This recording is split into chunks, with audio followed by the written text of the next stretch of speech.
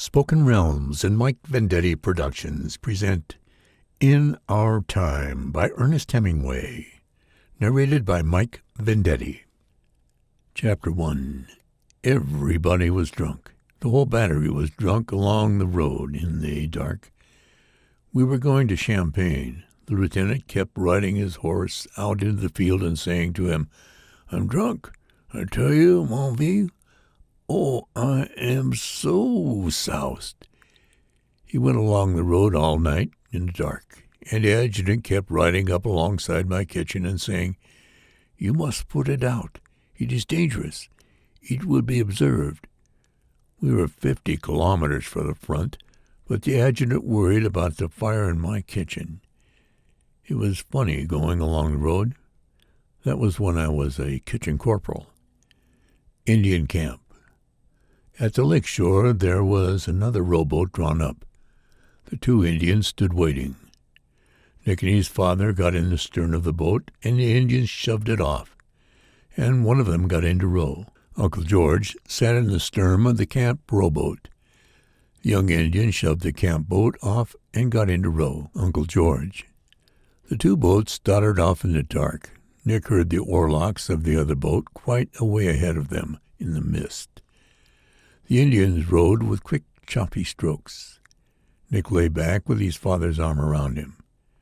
It was cold on the water. The Indian who was rowing them was working very hard, but the other boat moved farther ahead in the mist all the time. "Where are we going, Dad?" Nick asked. "Over to the Indian camp. There is an Indian lady very sick." "Oh," said Nick. Across the bay we found the other boat beached. Uncle George was smoking a cigar in the dark.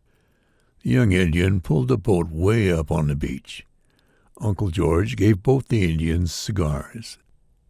They walked up from the beach through a meadow that was soaking wet with dew, following a young Indian who carried a lantern.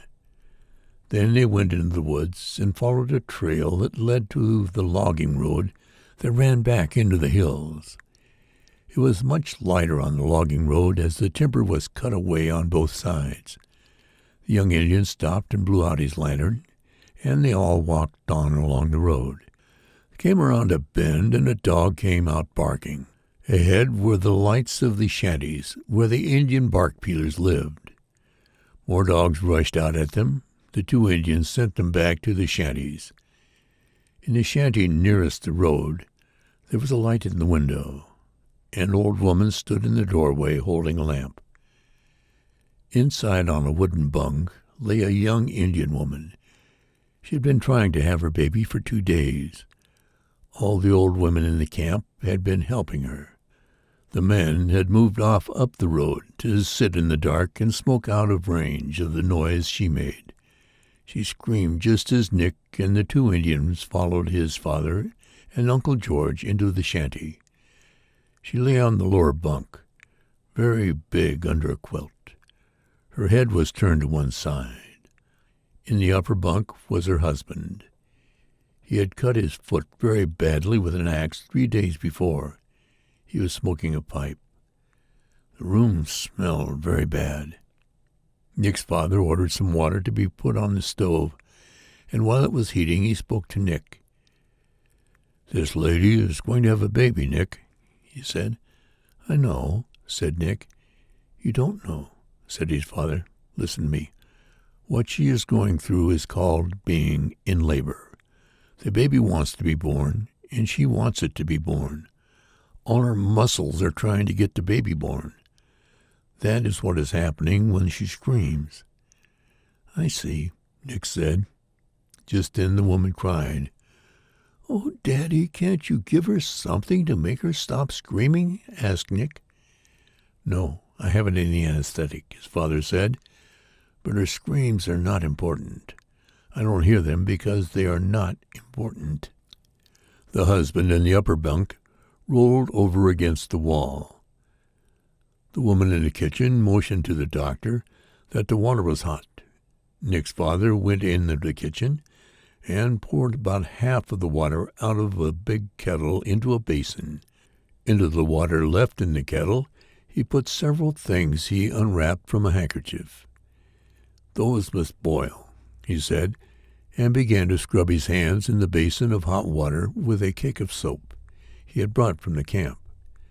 Nick watched his father's hands, scrubbing each other with the soap. While the father washed his hands very carefully and thoroughly, he talked. "You see, Nick, babies are supposed to be born head first, but sometimes they're not. When they're not, they make a lot of trouble for everybody.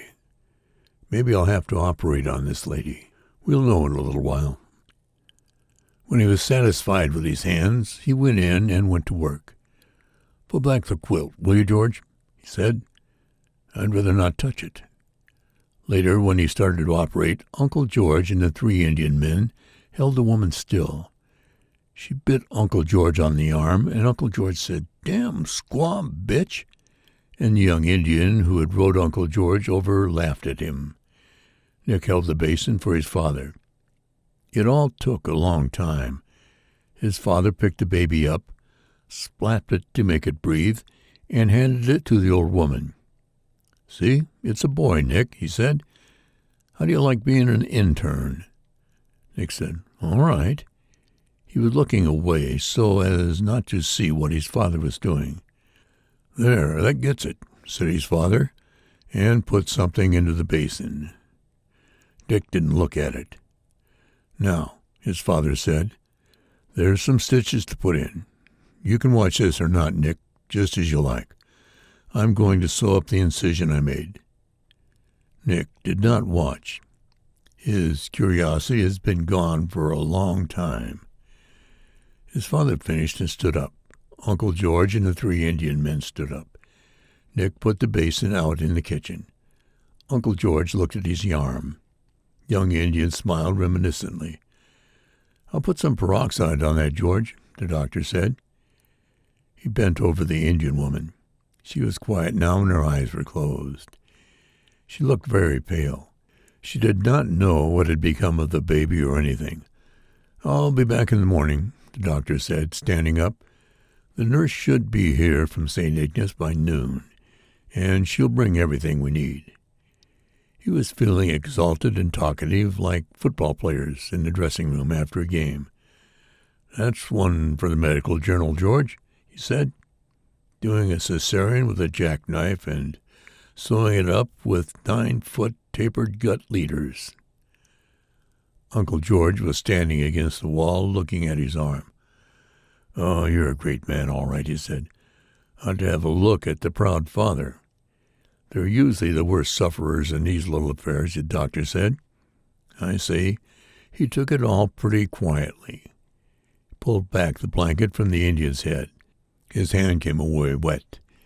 He mounted on the edge of the lower bunk with the lamp in one hand and looked in. The Indian lay with his face toward the wall. His throat had been cut from ear to ear. The blood had flowed down into a pool where his body sagged the bunk. His head rested on his left arm. The open razor lay edge up in the blankets. "Take Nick out to the shanty, George," the doctor said. There was no need of that. Nick, standing in the door of the kitchen, had a good view of the upper bunk when his father, the lamp in one hand, tipped the Indian's head back. It was just beginning to be daylight when they walked along the logging road back toward the lake. "I'm terribly sorry I brought you along, Nicky," said his father, all his post-operative exhilaration gone. "It was an awful mess to put you through." "Do ladies always have such a hard time having babies?" Nick asked. "No, that was very, very exceptional." "Why did he kill himself, Daddy?" "I don't know, Nick. He couldn't stand things, I guess." "Do many men kill themselves, Daddy?" "Not very many, Nick." "Do many women?" "Hardly ever." "Don't they ever?" "Oh, yes, they do sometimes." "Daddy?" "Yes." "Where did Uncle George go?" "He'll turn up all right." "Is dying hard, Daddy?" "No, I think it's pretty easy, Nick. It all depends." They were seated in the boat, Nick in the stern, his father rowing. The sun was coming up over the hills. A bass jumped, making a circle in the water. Nick trailed his hand in the water, felt warm in the sharp chill of the morning. In the early morning on the lake, sitting in the stern of the boat with his father rowing, he felt quite sure that he would never die.